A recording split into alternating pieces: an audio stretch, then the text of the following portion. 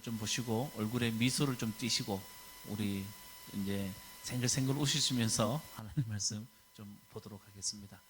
자, 우리 지금 사도행전을 지금 보고 있는데요.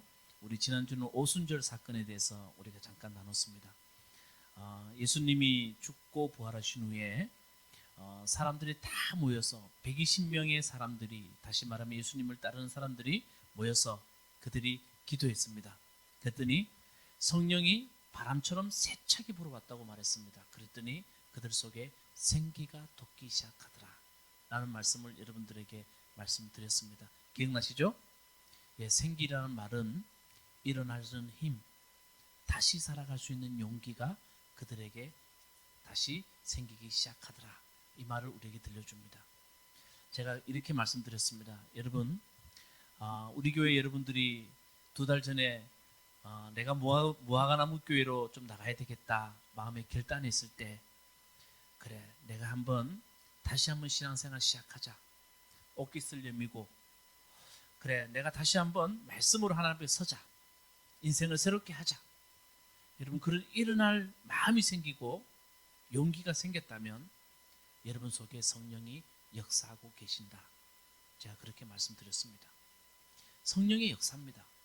우리 인생에 이런 기회를 갖지 못하는 사람들도 너무 많습니다. 그런 마음이 생겼다는 자체가 하나님의 놀라운 손길이 여러분 속에 움직이고 있다는 것을 우리에게 들려줍니다. 그리고 특이한 것은 성령이 오니까 사람들이 방언을 하기 시작하더라.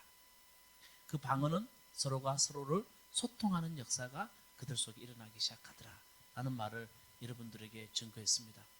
여러분, 방언이란, 소통이라는 것은 나와 함께하는 사람들의 마음을 읽어낼 수 있는 능력입니다. 여러분, 사람에게는 이것이 가장 큰 능력이라고 제가 말씀드렸습니다. 사람의 마음을 읽어낼 수 있는 능력, 그것을 말로 통해서, 방언을 통해서 놀라운 소통의 역사가 일어나기 시작하더라고 여러분들에게 말씀드렸습니다. 여기까지 지난주 말씀드린 말씀입니다. 자, 여러분 보세요.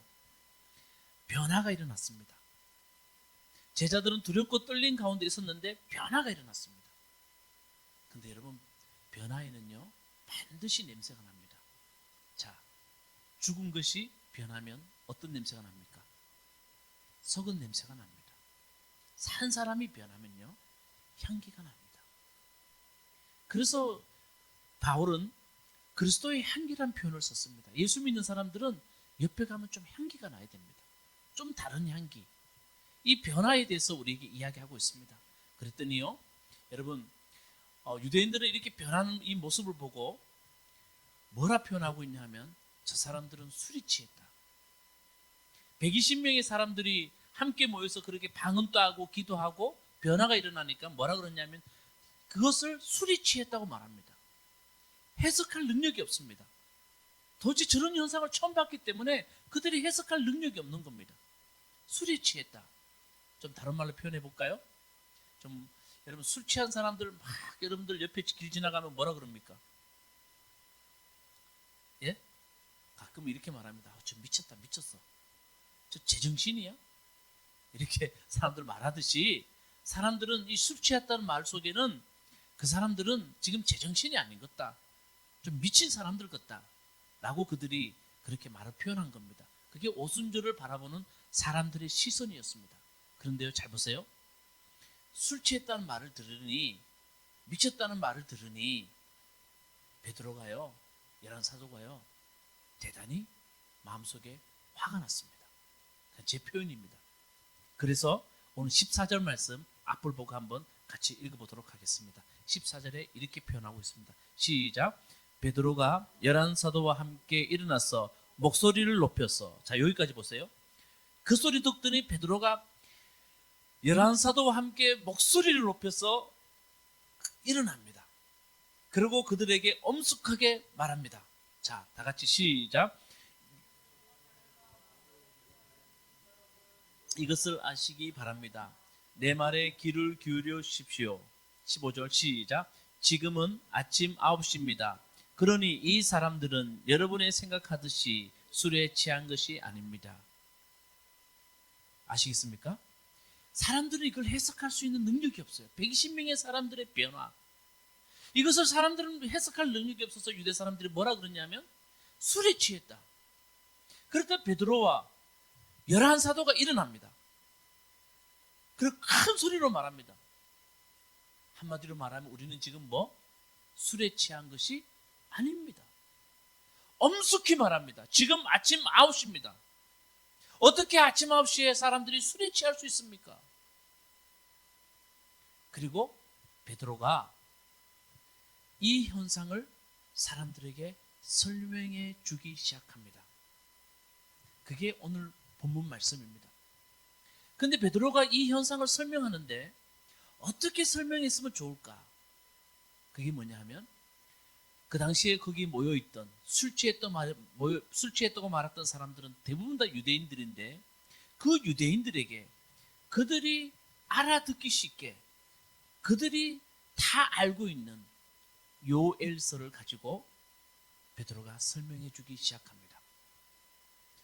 베드로가 요엘서를 가지고 설명하는 것은 다름 아니라 지금 당신들이 보고 있는 것은 술 취한 것이 아니라 우리에게는 회복의 역사가 일어나고 있습니다.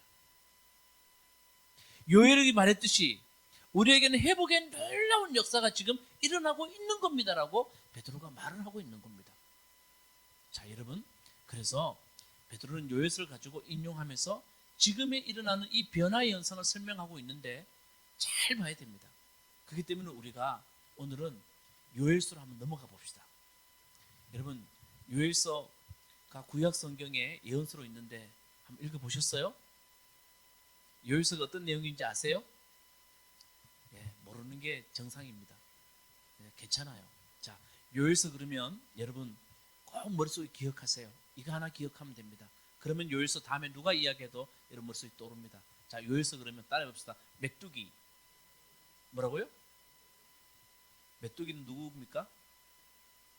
유재석. 하여튼 이렇게 해서 한번 기억하시기 바라겠습니다. 요엘서는 뭐라고 생각하면 된다고요? 메뚜기. 자, 요엘서는 메뚜기를 가지고 우리에게 이야기합니다. 자, 잘 들어보세요. 자, 한번 보세요. 요엘서가 언제 기록됐냐 하면 요엘서 1장 1절을 보면 부드엘의 아들 요엘에게 내린 하나님의 말씀이다 이렇게 됩니다. 그래서 사람들은 요엘서가 언제 기록된지 잘 모릅니다. 보통은 어느 왕 때 또 어느 때에 하나님이 주신 말씀이라 되는데 요엘서는 그렇게 막 시기를 말하고 있지 않습니다. 그렇지만 신학자들, 많은 학자들은 일치된 견해는 요엘서 3장 말씀을 보면서 요엘서는 바빌론 포로 이후에 기록된 말씀이다 라고 말합니다. 자, 잘 보세요. 우리 지도로 보는 성경 우리가 지난주까지 공부했습니다. 이스라엘 백성들은 바빌론 포로로 갔습니다. 바빌론의 포로가 됩니다. 그런데 페르시아의 고레스 왕이라는 사람이 바빌론을 정복하고 난 뒤에 바빌론의 포로로 있던 이스라엘 백성들 보고 너희 나라로 돌아가도 된다 라는 말을 내립니다. 그래서 페르시아 왕의 도움으로 바빌론을 포로로 갔던 지금의 이라크 땅으로 포로로 갔던 사람들이 다시 유대 땅으로 돌아옵니다. 자, 포로로 잡혀갔으니 다시 자기 땅으로 돌아와서 보니 자기 땅은 황폐해져 있고 모든 것이 다 무너져 있습니다. 다시 모든 것을 시작해야 됩니다. 이해되시죠? 다 모든 것을 시작해야 됩니다. 그 사람들이 열심히 노력해요. 다시 성전 짓고 다시 성벽 져서 우리 다시 한번 일어나자. 그런데요, 이게 쉬운 게 아니에요. 그래서 느헤미야서 보면 그때의 아픔을 사람들은 노래로 지었어요. 이 노래 한 곡만 들어도 그들이 다시 성벽을 일으키고 성전을 짓고 그들이 다시 무너진 것을 일으키는 것이 얼마나 힘든 일인지를 이 노래 한 곡으로 다 알 수 있어요. 자, 느헤미야서 4장 말씀 우리 앞을 보고 같이 한번 읽어보도록 하겠습니다. 시작. 유대 사람들 사이에서 이런 노래가 퍼지고 있었다. 흙더미는 아직도 산더미 같은데 짊어지고 나르다 힘이 다 빠졌으니 우리 힘으로는 이 성벽을 쌓지 못하리. 여러분, 이 아픔이 느껴집니까? 사람들이요, 타령을 하는 거예요. 벽돌을 지고 나르고 이러다가 이들이 너무 힘들어서 이런 노래를 부르는 거예요. 아직까지 할 일은 산더미 같은데 짐을 지고 나르자니 우리가 힘이 없구나. 이게 그 당시 사람들한테 퍼져나간 노래였다는 거예요. 그런데 이렇게 힘든데 더 엎치고 덮친 격으로 그들에게 더 힘든 일이 들어닥쳤어요. 그게 뭐냐면 기근과 메뚜기 재앙이에요. 여러분, 메뚜기 유튜브에 여러분들이 그냥 너무 쉬워요. 메뚜기 떼만 딱 쳐도 아프리카나 중동 지역에 메뚜기 떼의 재앙을 우리 지금 또 그것은 일어나고 있고 많은 그 영상을 보면 나와요. 한번 보셨어요? 여러분, 메뚜기 떼가요 한번 들어닥치면 앞이 보이지 않아요. 전체가 다 전 세상이 다 보여지는 것 같습니다. 한두 마리가 아니에요. 수천 마리예요. 수만 마리예요. 그 메뚜기 떼가 한번 쫙 지나고 나면 뭐가 없어집니까? 예, 곡식, 다시 말하면 녹색이 다 없어져 버려요. 그래서 여러분, 이 메뚜기 떼가 어떤 거지? 그래서 이스라엘 백성들은 이것은 재앙이라고 생각해요. 너무 심해서 사람들이 이걸 심판으로 생각해요. 제가 이게 메뚜기 떼를 어떻게 다 내 말로 표현하겠습니까? 그런데 요엘은요, 그 메뚜기 떼의 재앙을 잘 표현하고 있어요. 자, 우리 요엘서 우리 1장 6절 말씀, 2장 2절 말씀 볼 텐데요. 우리 앞을 보고 한번 먼저 1장 6절 말씀 우리 다 같이 읽어보시죠. 시작. 셀 수 없이 많고 강한 메뚜기 군대가 우리의 땅을 공격하였다. 그들의 이빨은 사자의 이빨과 같고 날카롭기가 암사자의 송곳니와 같다. 어떻게 이렇게 잘 표현합니까? 메뚜기 떼를 뭐라 표현합니까? 아니요, 군대. 뭐라고요? 그렇게 무섭고 두려운 존재였다는 겁니다. 메뚜기 떼가 오면 모든 것을 다 가져가기 때문에 군대가 쳐들어도 그들은 너무나 무서웠다는 겁니다. 그래서 그들의 이빨은 녹색을 다 없애버리는 그들의 이빨은 뭐가 같다고요? 사자. 날카롭기는 암사자의 송곳니 같다. 자, 우리 2장 2절 말씀 다 같이 시작. 셀 수도 없이 많고 강한 메뚜기 군대가 온다. 마치 어둠이 산둔성이처럼 넘어오듯이 새까맣게 다가온다. 까마득한 옛날까지 그슬로 올라가 보아도 이런 일은 없었다. 자, 똑같이 메뚜기 군대라고 말합니다. 새까맣게 찾아오는 것이 그들을 너무 두렵게 했다는 겁니다. 얼마나 새까맣게 찾아오는지 어둠이라고 표현합니다. 그런 메뚜기 떼가 그들을 공격해 옵니다. 얼마나 두렵습니까? 그래서 그 메뚜기 떼가 한번 지나가면 그들은 그 고통을 요엘서에 보면 이렇게 표현합니다. 자, 요엘서 다시 1장 18절 말씀 또 한번 같이 읽어봅시다. 시작. 풀밭이 없어 가축들이 울부짖고 소떼가 정신이 없어 헤매며 양떼도 괴로워한다. 느껴져요? 이게 무슨 표현입니까? 자, 여러분, 유대인들은 유목민입니다. 그 당시에 유목을 하고 살아요. 텐트를 치고요. 그냥 텐트 안에 혼자 자는 것이 아니고 저녁은 대단히 춥습니다. 그래서 거기 안에 양과 염소도 함께 그들은 잠을 잡니다. 그런데요, 여러분, 사람이 가장 마음 아픈 게 뭐냐면 너무 아끼는 양떼가 말라서 예 하고 계속 짖을 때 목자의 마음은요 찢어져요. 이 메뚜기 떼가 지나가고 난 뒤에 자신들의 아픔을 이렇게 표현하고 있어요. 우리 너무 가슴이 아파서 너무 힘들다는 거예요. 그래서 사람들이 옷을 찢어요. 여러분, 성경에 보면 유대인들은 힘든 일, 고난, 재난, 전쟁에서 질 때 그들은 어떤 일을 했냐면, 사람이 가장 힘들 때 그들이 했던 행동이 뭐냐면 옷을 찢어요. 옷을 찢는다는 말은 너무나 내가 지금 아픈 가운데 있다는 것을 그들은 그렇게 표현한 거예요. 그 여러분, 양들이 염소들이 짖으면서 빼빼 말라서 그들에게 뭔가를 주고 싶은데 그들의 눈동자를 보면 내가 뭔가를 해야 되는데 아무것도 할 수 없는 그런 재앙이 그들에게 닥쳤다는 거예요. 자, 그런 상황 가운데 요엘은 하나님의 사람이에요. 다시 말하면 하나님의 선지자예요. 이 상황을 사람들에게 해석을 해줘야 돼요. 그리고 이 상황을 그들에게 잘 그들을 위로하고 일으켜 세워야 돼요. 그래서 요엘 선지자가 메뚜기 재앙이 찾아오고 난 뒤에 그는 지금의 이 상황을 요엘이 말해줘요. 여러분, 요엘은 뭐라 말할까요? 이게 요엘서의 주제예요. 잘 보셔야 돼요. 요엘이 어떤 말을 했는지. 자, 우리 요엘서 2장 12절부터 13절 우리 앞을 보고 우리 읽어보도록 하겠습니다. 시작. 지금이라도 너희는 진심으로 회개하여라. 나 주가 말한다. 금식하고 통곡하고 슬퍼하면서 나에게로 돌아오너라. 옷을 찢지 말고 마음을 찢어라.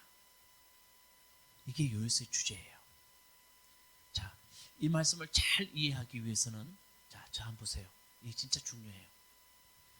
요엘은 메뚜기 떼가 지나가면서 그들에게 재앙이 닥치고 고난이 닥쳤어요. 근데 그걸 어떻게 해석하냐면 여러분, 이것을 우리가 회개할 수 있는 기회로 한번 삼아 봅시다. 우리가 금식하며 슬퍼하며 하나님께로 돌아갈 수 있는 기회로 삼아 봅시다. 옷을 찢지 맙시다. 뭘 찢자고요? 우리 마음을 찢자. 이게 요엘서 유명한 요엘의 말이에요. 옷을 찢지 말고 마음을 찢어 봅시다. 자, 고난이 닥치고 힘든 일이 닥칠 때 사람들은 옷을 찢습니다. 근데 요엘은 이렇게 말해요. 우리 옷 찢지 말고 그런 행동하지 말고 이제 우리 지금은 정말로 우리가 이 고난을 느끼면 마음을 찢읍시다. 마음을 찢는다는 말은 하나님 앞에 우리가 회개합시다. 이게 요엘의 말이에요. 아멘. 자, 여러분 근데 잘 들어보세요.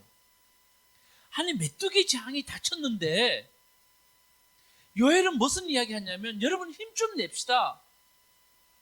뭐 이렇게 말하면 되는데 요엘은 뭐라 그러냐면 이것을 우리가 회개하는 기회로 삼읍시다. 돌아섭시다. 옷을 좀 찢지 말고 마음을 찢는 기회로 삼아봅시다 라고 말하고 있습니다. 우리 모든 일이 우리 속에 닥쳤을 때는 그것을 하나님 앞에서 우리가 읽어낼 수 있는 능력이 좀 있었으면 좋겠습니다 라고 요엘이 말하는 거예요. 자, 그러면서 요엘은 이 재앙은 하나님이 주신 것입니다 라고 요엘은 말을 해요. 그래서 우리가 하나님 앞에 우리가 옷을 찢으면서 회개할 수, 마음을 찢으면서 회개할 수 있는 기회로 삼아봅시다 라고 말을 하는 거예요. 참 중요해요. 자, 여러분, 우리가 이런 말은, 이런 요엘의 말은 타인을 향해서 우리가 이 말을 사용하면 안 돼요. 자, 자 보세요. 누군가 어려운 일을 당했어요. 누군가 고난을 당하는 일을 당했어요. 그러면 그 사람을 향하여서 그것은 하나님이 주신 재앙입니다. 당신이 하나님 앞에 잘못했기 때문에 이것은 회개해야 됩니다. 당신이 회개하지 않고 하나님께 잘못했기 때문에 하나님이 이런 일을 당신에게 주셨습니다 라고 타인을 향해서 이렇게 말하면 안 됩니다. 누군가는 다 고난을 당합니다. 여러분, 세상에 고난 안 당하는 사람 누가 있습니까? 어려움 안 당하는 사람 누가 있습니까? 그런데 그걸 내가 타인을 향해서 함부로 그렇게 말하면 안 됩니다. 여러분, 언어는요 대단한 폭력이 될 수 있습니다. 누군가에 대해서 함부로 내가 말하는 것은 그는 대단한 큰 폭력이 됩니다. 채찍으로 때리는 것은 피부에 남지만 말로 때리는 것은 마음에 남습니다. 그렇기 때문에 그렇게 말하면 안 됩니다. 그러나 요엘이 지금 말하는 것은 뭐냐면 우리에게 닥쳐진 일을 볼 때 나는 그렇게 좀 해석하자는 겁니다. 이해되십니까? 타인을 향해서 그렇게 말하면 안 되지만 나만큼은 나 자신에게 일어난 일들을 바라보면서 그런 일들이 일어나면 그것을 회개하고 하나님을 바라보고 하나님께 가까이 갈 수 있는 기회로 삼아 봅시다. 옷을 찢는 기회가 아니라 마음을 찢는 기회로 한번 삼아 보면 어떻겠습니까? 그게 요일의 말이에요. 가령 예를 들어 봅시다. 자, 여러분 살다 보면 다시 말하지만 모든 사람에게 어려운 일이 닥쳐요. 남들에게 못할 말, 함부로 말할 수 없는 이야기, 일들이 내 삶에 반드시 닥칩니다. 없는 사람 아무도 없습니다. 피해갈 사람 아무도 없습니다.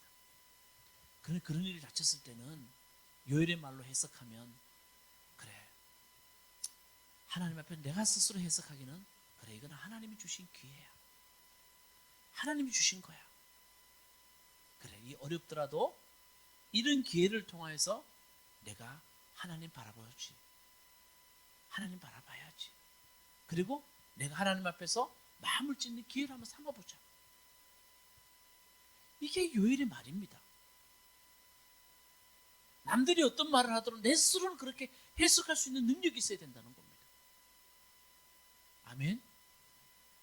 여러분, 사람 관계도 마찬가지예요. 사람 때문에 다 우리가 속상한 게 누구 때문에 속상합니까? 여러분 집에 있는 강아지 때문에 속상합니까? 우리 강아지는요, 나한테 한 번도 속상하게 한 적이 없어요. 똥하고 오줌 싸는 거 빼고는. 걔가 말로 나를 한 번도 아프게 한 적이 없어요.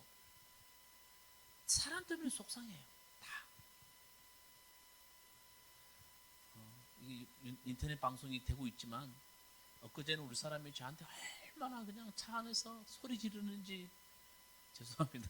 그래서 내가 아멘 아멘 하면서, 근데 막또 지나서 막 둘다 막 깨깨깨 웃고, 나도 막 내가 잘못했어요. 내가 잘못했기 때문에 그랬는데, 사람은 다 그래요. 그래.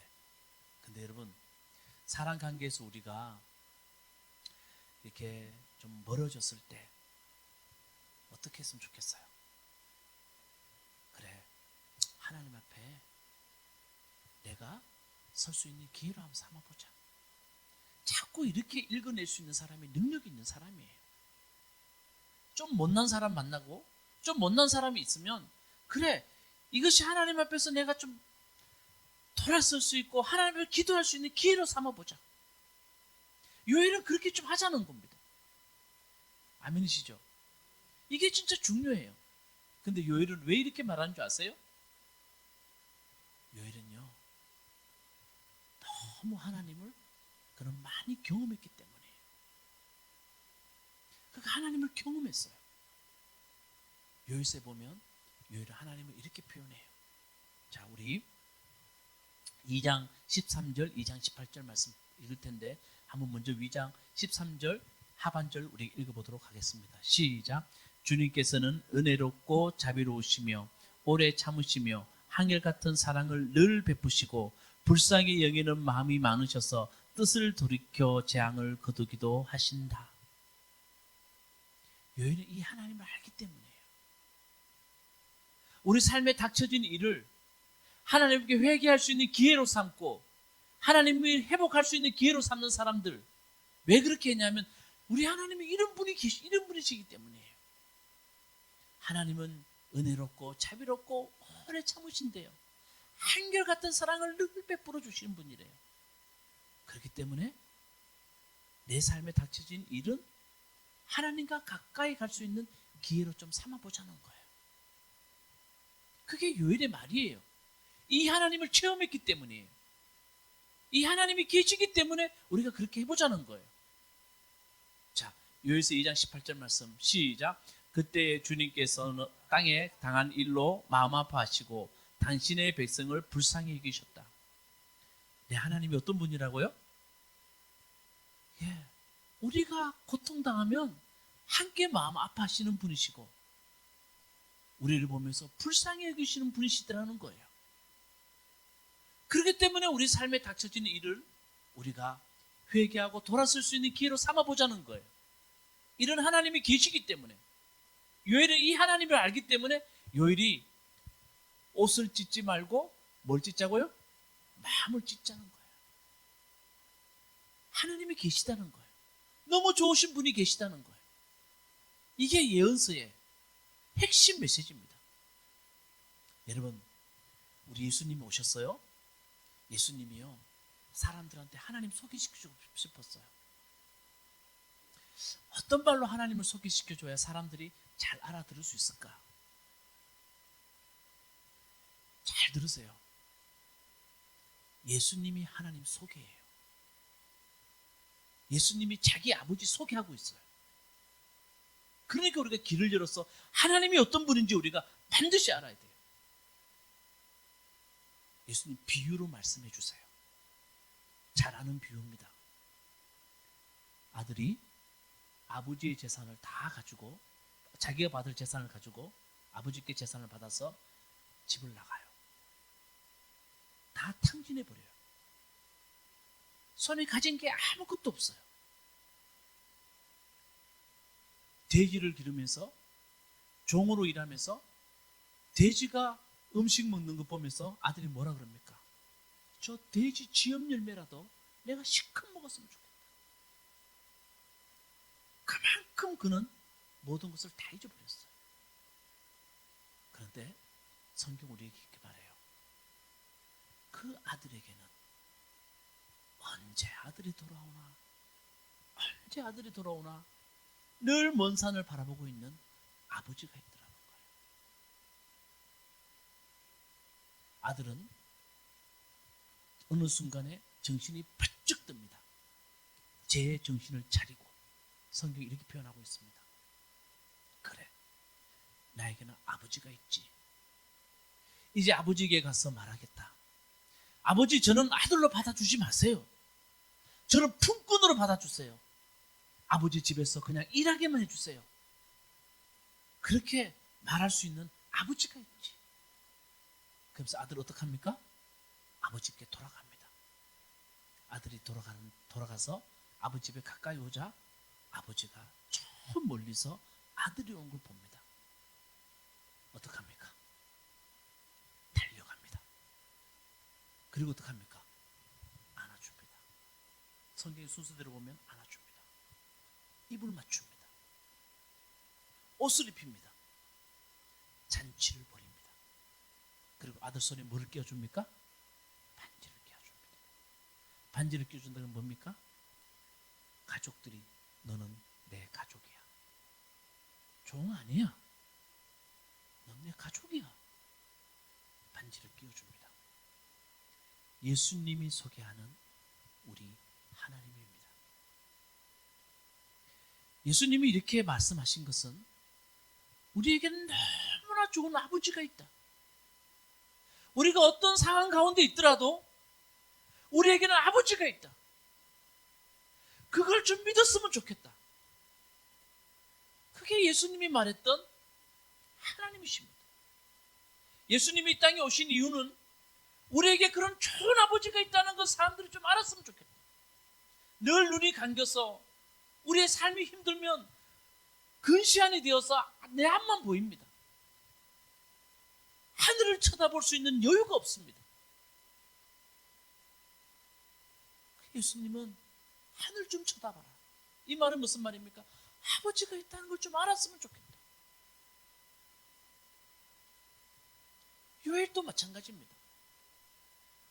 우리에게는 아버지가 있으니 이런 일이 닥칠 때 우리가 돌이키고 하나님께 회개한다는 말은 뭡니까? 아버지를 바라볼 수 있고 아버지와 가까워질 수 있는 기회를 좀 삼아보자.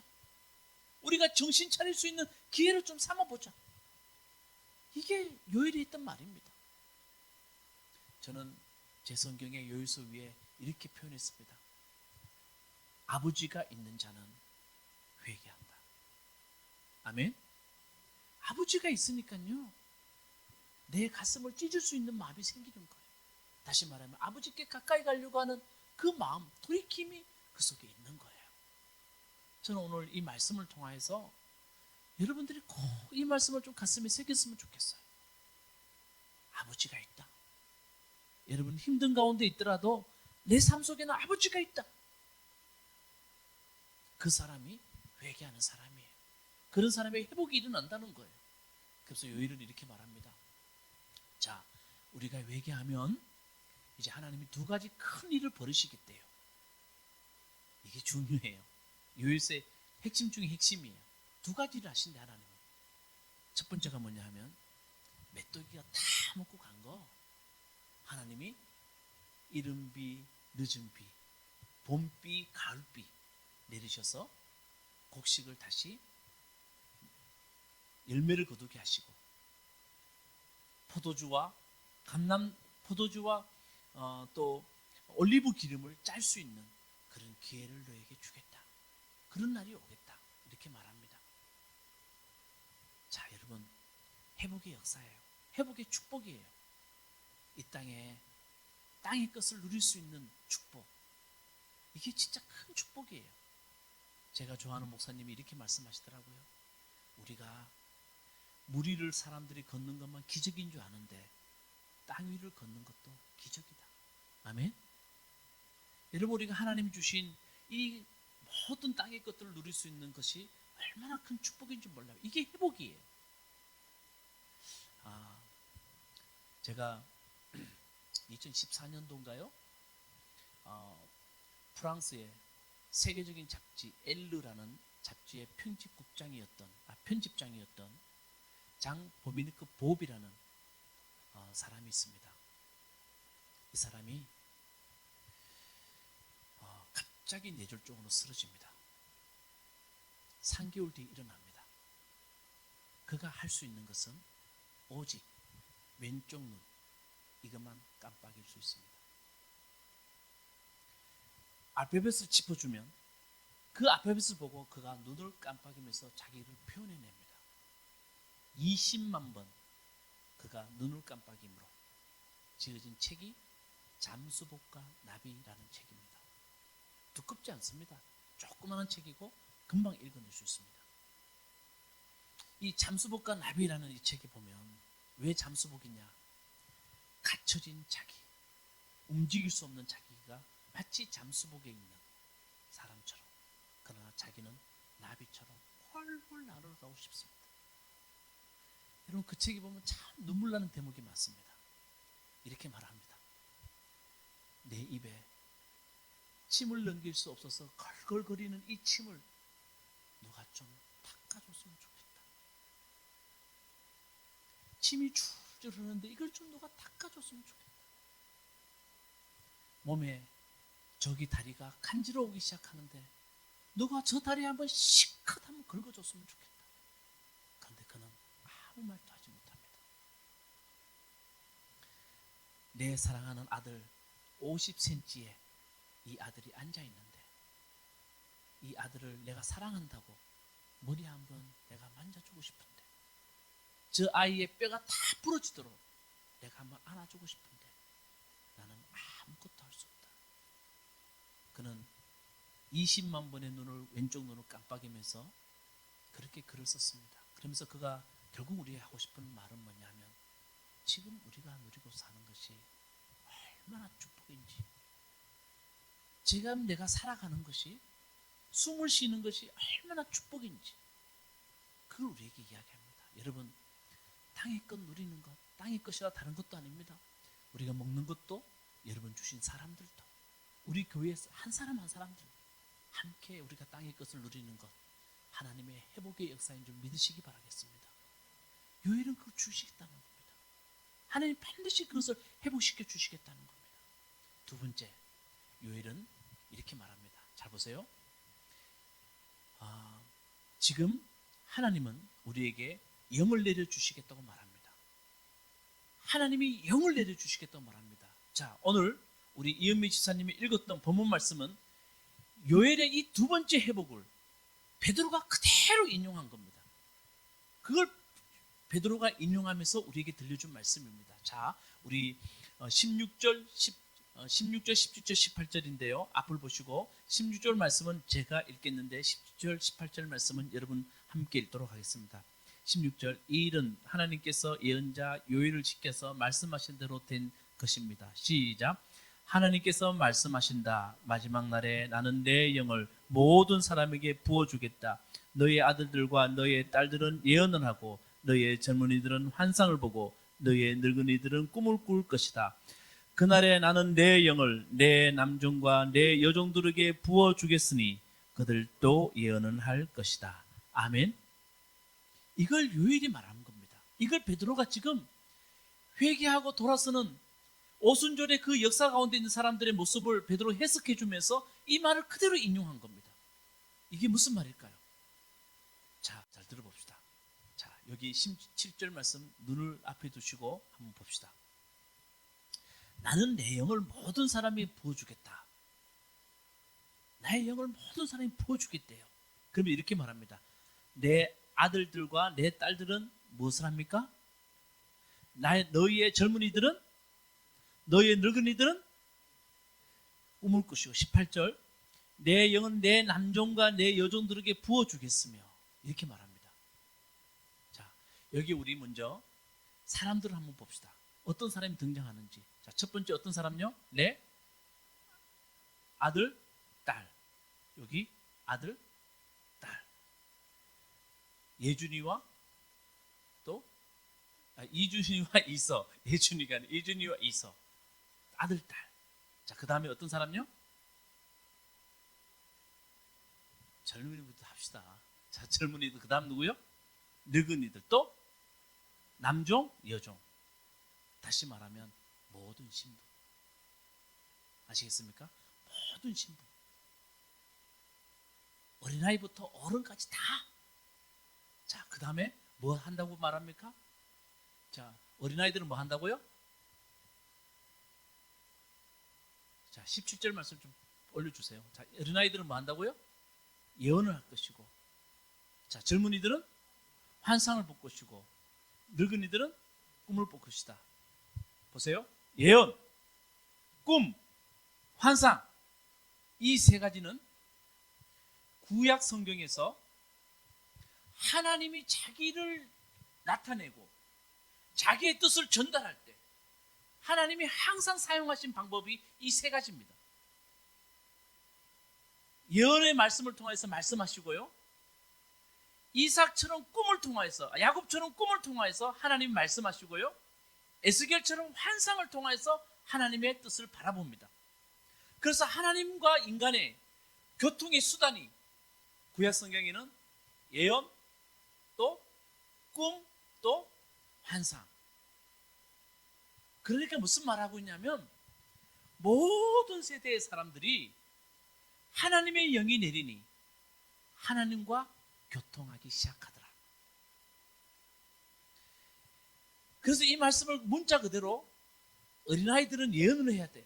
그래서 옛날 보면 어린아이들 보고 예언하라고 막 말하는 옛날에 이상한 이단들이 있었어요. 젊은이들, 하은이는 환상을 봐야 돼. 왜 환상 못 봐? 이렇게 말하면 안 돼요.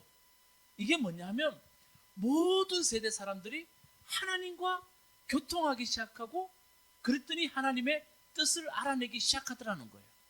하나님이 어떤 마음을 품고 있는지, 하나님이 이때 어떻게 하기를 원하시는지, 그 하나님의 뜻을 그들이 알기 시작하더라는 거예요. 아멘. 이게 회복이라는 거예요. 지금 베드로는 이 말씀을 인용하면서 무슨 말하고 있냐면, 우리가 오순절에 성령이 임하니 우리에게 일어난 일, 이것은 하나님의 놀라운 회복인데 당신들 요엘서 보지 않았느냐?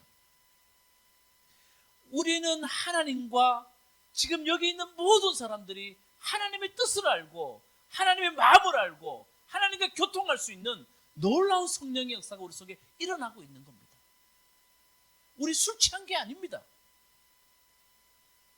우리 속에는 이런 요엘서와 같은 회복이 지금 일어나고 있습니다. 그런데 우리가 뭐 할 때, 요엘서 뭐 할 때 이런 일이 났습니까? 옷을 찢지 않고 뭘 찢을 때요? 마음을 찢을 때. 이거 다시 뭐라 그랬습니까? 우리가 하나님 앞에 진심으로 우리의 닥쳐지는 일을 보고 회개하고 하나님께 돌아설 수 있는 기회로 삼았을 때 우리에게 이런 놀라운 역사가 일어났다.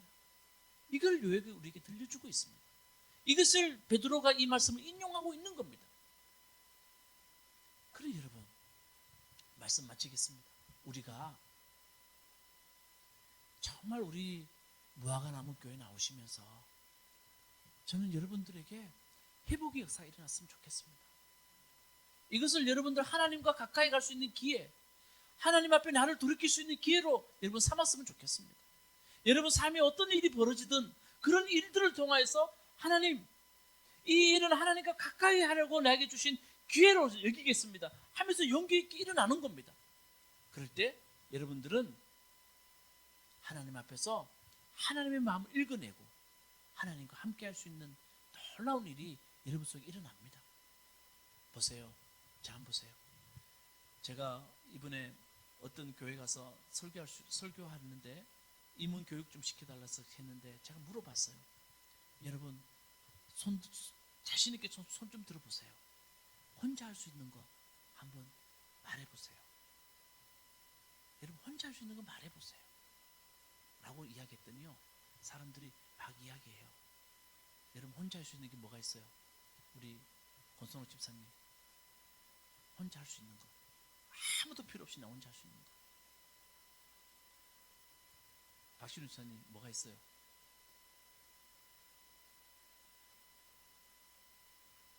없어요?